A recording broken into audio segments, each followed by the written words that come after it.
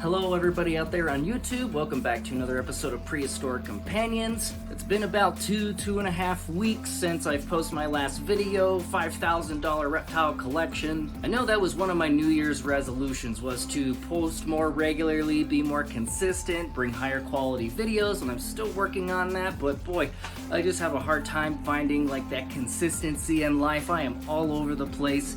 But good things, I think, are on the horizon, and I'll talk a little bit about that in today's video. My reptile room is a little bit of a mess here. This weekend, Saturday, I had a birthday party for a 6-year-old little boy, and that went really well. Lots of kids got to learn about my prehistoric companions. They got to hold some interesting species. I brought a good diversity of animals to share with the kids, and I just love seeing like those little faces just glow and seeing how much they love it. Like some of these kids, they just can't get enough. But yeah, it's just a constant involvement here in the room, always trying to improve the way that I'm keeping my animals, always updating enclosures, always moving things around and doing things. It's like a never-ending process. So if you're thinking about getting reptiles, I will forewarn you, it's a lot of work. If I already don't work a full-time job, like I work more than 40 hours a week as a 5th grade math and science teacher, I do end up taking quite a bit of work home with me, and you know, it's just, there's never a dull moment. When I'm not grading papers, I'm in here taking care of my animals, or I'm doing artwork, art projects, and trying to maintain my business as well, which I wouldn't say has been going all that great. I really like to attend like art festivals, like in Las Cruces. I'll usually go to the Las Cruces farmers market with my dad, and you know, I'll set up some of my art pieces and try and sell them, but it's mostly to support him. So if you're interested in seeing my dad's work and you like industrial aesthetic works of art, functional art, I'll post a link to in the video description below. Go check out his company, Whimsical-Werks. But mostly I've been doing the first Friday in Las Cruces. I think it's more catered to people more my age, a little more eccentric, a lot of different types of artwork and stuff, so, but it's been a little too cold. Typically I like to bring some prehistoric companions with me and talk to people about reptiles and just spread the lizard and snake love. Get out one of the companions here. This here's Danger Noodle. He's a normal male pied royal python. There's your face, buddy. He's the dad of the first clutch of reptiles or ball pythons that I've ever produced. I had 10 awesome babies, and they're like 2 years old now. I've got 2 females and 2 males. I am selling the males, so if you're looking for a citrus pastel and a normal 100% het pied, hit me up. I got 2 available. Of course, I'm keeping the girls because the females are going to be the ones that will lay more babies, and since they are 100% het pied, which is this white pattern mutation here, I'll raise them up and breed them out to something else that has pied, and hopefully make more pied babies. Like I mentioned earlier, I got a lot of things going on right now, and one of my more recent movements is, I suspect that hopefully here soon, I might obtain a new job. Set in stone yet, but over Christmas break, I did apply to a middle school science position in Las Cruces. The whole goal is to get a little closer to my family and to be more immersed. I really want to be more involved in the community, put myself out there, do a lot more animal education, integrate myself more in the art scene, and try to sell some more of my arts, grow my business more. So the school I applied to has a really fantastic science magnet program. Science, engineering, mathematics. They seem like they do like overnight stays, taking the kids on interesting field trips and such. The curriculum seems to be pretty heavily based on like pretty much all the things that I love, like ecology, the study of the environment and how everything works together, earth and space science. I think health is a huge part of it. So fortunately, I have a couple of sisters that are nurses that could probably really help me in that department. So I really hope that sometime this week I'll hear back from the school. I know they've been contacting my references, so that's a good thing, I would think. So things seem to be moving. So hopefully we'll be moving here to Las Cruces here pretty soon. Actually get a nice big house, I hope. Get some more room so I could spread out my collection and start diversifying the collection. Actually start getting more into more breeding projects. Start breeding rats, because rats are very expensive, and I think at this point, with the collection size that I have, having like 17 snakes, I really should be breeding my own. So, and then hopefully sometime this week, I'll get a call saying, hey, Mr. Schultz, are you interested in a science teaching position? And that'll be life-changing. I've been telling my students that, this might happen. Maybe I've said too much, but, honesty is the best policy, and I want them to know what's going on. I care so much about my students.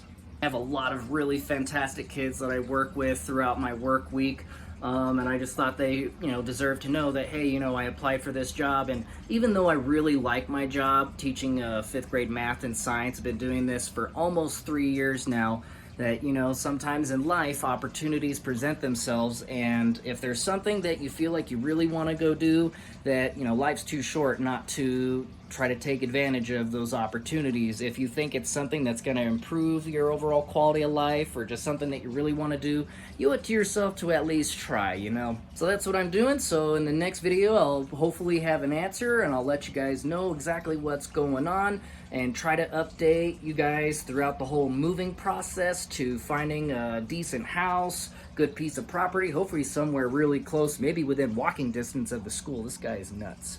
Over my head.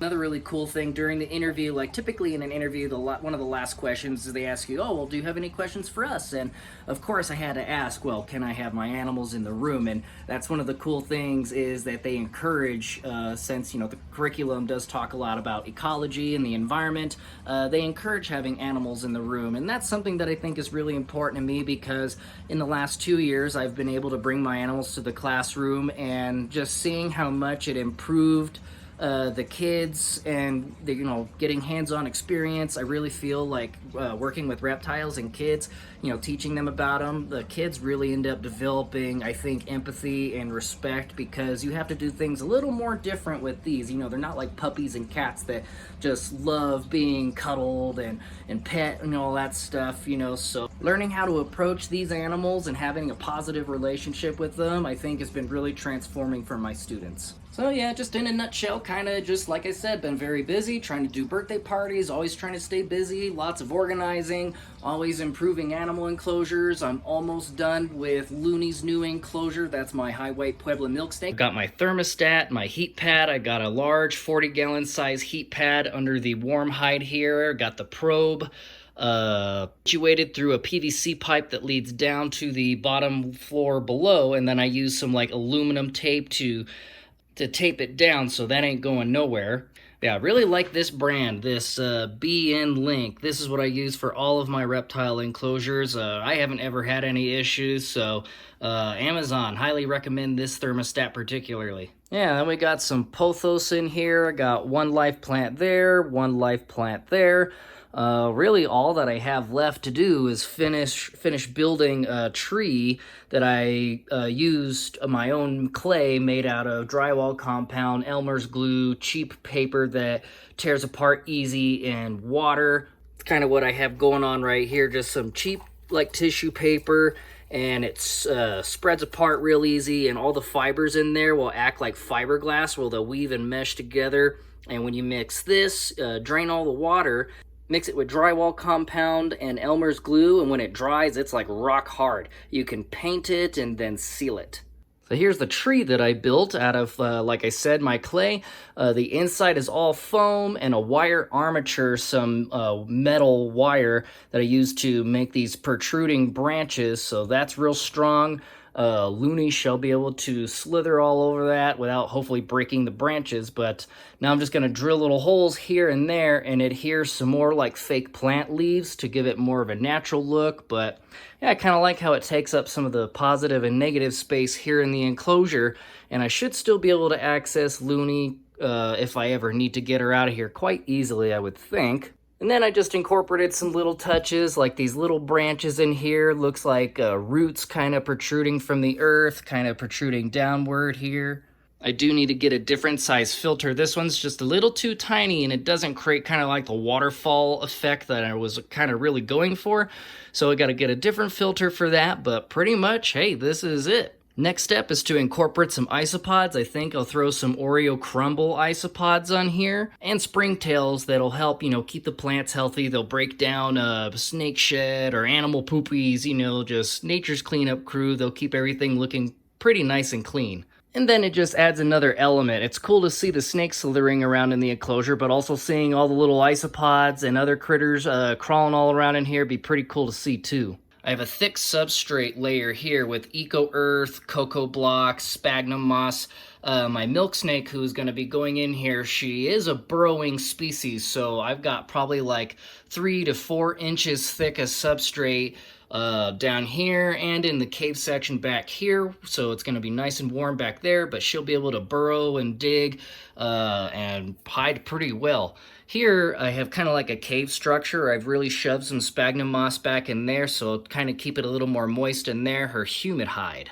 So anyways, just wanted to give you guys a little bit of an update, what's been going on this last couple weeks, and I hope to continue to bring more content to you guys. Hopefully, once we get transitioned to Crucis, I'll develop a routine and be a lot more regular with my postings, really grow the channel. Let's see where Prehistoric Companions goes. And before I forget, today is Martin Luther King Jr. Day. It's a federal holiday here in the United States, so always remember, judge people based off the content of their character, not by the color of their skin or their overall physical appearance. Oh my gosh, what's going on? This guy is just acting absolutely silly, but anyways, again, my name is Dylan, this is Danger Noodle. We hope you guys enjoyed today's episode. Remember, be kind. If there's something you're passionate about, go out there and do it. Me and my Prehistoric Companions appreciate you guys. Thank you so much for tuning in today. Stay tuned for next time, and Danger Noodle and I will see you in the next one.